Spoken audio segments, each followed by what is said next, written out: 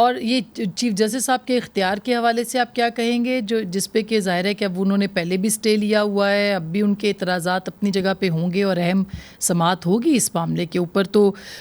وہ آپ اس کے بارے میں کیا کہیں گے؟ آپ یہ لڑائی اور بڑھے گی؟ دیکھیے دیکھیے آسما، وہ بھی میرے خیال میں چیف جسٹس صاحب کو اس بینچ میں بھی نہیں تھا بیٹھنا چاہیے، کیونکہ وہ انہی کے اختیارات کو لا ریگولیٹ کرتا ہے، اور جو بات ہم بار بار کہہ رہے ہیں کہ کانفلکٹ آف انٹرسٹ جہاں پہ ہو وہاں پہ اجتناب کرنا چاہیے۔ وہاں پہ اٹارنی جنرل نے 2 بڑی اچھی تجاویز دی تھی۔ انہوں نے کہا تھا کہ پہلے 3 ججز کے علاوہ جو سینئر موسٹ ججز ہیں وہ کر دیں، وہ بھی نہیں کرنا، انڈسکریمنیٹ خود بھی بیٹھنا ہے تو پھر ایک لائن میں جو پہلے 7 یا 8 ججز ہیں ان کا بینچ بنا دیں۔ اگر وہ بھی نہیں ہے تو پھر جو لوگ فیوچر میں چیف جسٹس نہیں بنیں گے اور ان کے یہ اختیارات کے حوالے سے ان کا یہ کانفلکٹ نہیں ہے، جو ریمیننگ ججز ہیں میرے خیال میں وہ 7 ان نمبر ہے، ان کا بینچ بنا دیا جائے۔ تو یہ بڑی صائب تجاویز تھی۔ اس میں اب اپلیکیشنز ہیں، جو مسلم لیگ نون کے وکیل ہیں وہ کل اپنی بحث کا آغاز کریں گے، صلاح الدین احمد صاحب اور زاہد ابراہیم صاحب کریں گے۔ اس کے بعد اٹارنی جنرل نے بھی اس سے حوالے سے اعتراضات اٹھائے تھے، اور ایک جج صاحب ہے بینچ کے اندر جن کے ریفرنسز پینڈنگ ہے، جن کے باعث کے حوالے سے درخواست تھی کہ ان کو نہیں سننا چاہیے، اس پہ بھی گفتگو ہوگی۔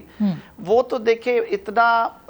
ٹائم اولڈ ایک ڈیمانڈ تھی بار کاؤنسلز اور بار ایسوسیشنز کی، میں خود حصہ رہا ہوں اس کا، آپ کو خود معلوم ہے۔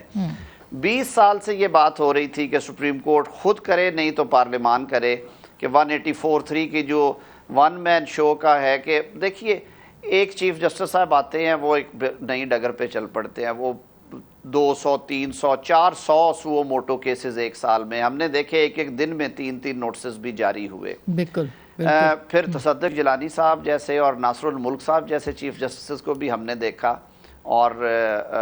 انور ظہیر جمالی صاحب کا دور بھی دیکھا، جنہوں نے نہیں تصدق جیلانی صاحب نے اپنے پورے دور میں انہوں نے 1 سو موٹو لیا، اور وہ بھی مائنورٹیز کے رائٹس کے اوپر، اور ایک لینڈ مارک ججمنٹ دے کے بالکل کیا نیک نامی ہے ان کے لیے، اور کتنی لوگ دعائیں دیتے ہیں۔ اور یہ 184(3) جو ہے یہ کویسچن آف پبلک امپورٹنس ہو اور انفورسمنٹ آف فنڈامنٹل رائٹ ہو، public importance public at large ہوتی ہے، یہ نہیں ہوتی کہ اعظم تارڑ نے سینیٹر رہنا ہے کہ نہیں رہنا۔ یہ کویسچن آف پبلک امپورٹنس دھکے سے بنایا جاتا ہے، اس کے لیے الیکشن لاز موجود ہیں، اس کے لیے ٹریبیونلز ہیں، ECP ہے، کو وارنٹوں میں کچھ جاتا ہے وہ دیکھ لے۔ بھائی کویسچن آف پبلک امپورٹنس تو وہ ہے جس کا میں نے ذکر کیا کہ ایک طبقہ ہے ملک میں رہتا ہے، کثیر تعداد میں، وہ 3% آبادی ہے جو کہ ملینز میں بنتی ہے، ان کے حقوق جو ہیں ان کو انشور کیا جائے کہ جو مائنورٹیز کو رائٹس آئین دیتا ہے ان کو انفورس کرنے کے لیے۔ لیگل ایجوکیشن کے حوالے سے یکساں نظام دینے کے لیے صدق جیلانی صاحب کی ججمنٹ تھی 184(3) میں، سمجھ آتی ہے۔ زبان رائج کرنے کے لیے کوئی فیصلہ آپ نے دینا ہے کہ آئین کہتا ہے کہ جی جو دفتری زبان ہے وہ کون سی ہو اور کس طرح سے ہو، سمجھ آتی ہے۔ سیپریشن